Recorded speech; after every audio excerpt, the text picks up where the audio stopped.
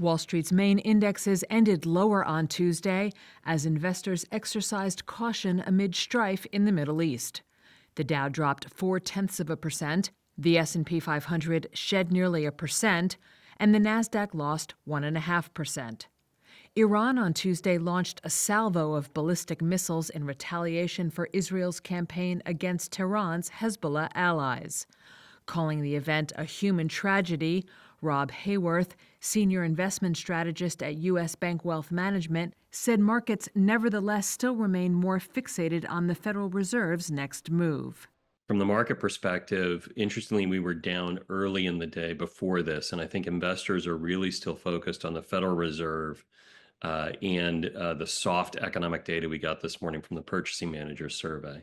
That said, as we watch this conflict unfold, I think the key question is what happens if it starts to widen. The impact so far has been modest, and I think investors are going to be able to shrug this off for the moment as they focus more on the economic story, which may be getting better in China and is really fairly solid here in the U.S. Data released on Tuesday showed U.S. job openings rebounded in August, while another report showed manufacturing activity continued to contract in September.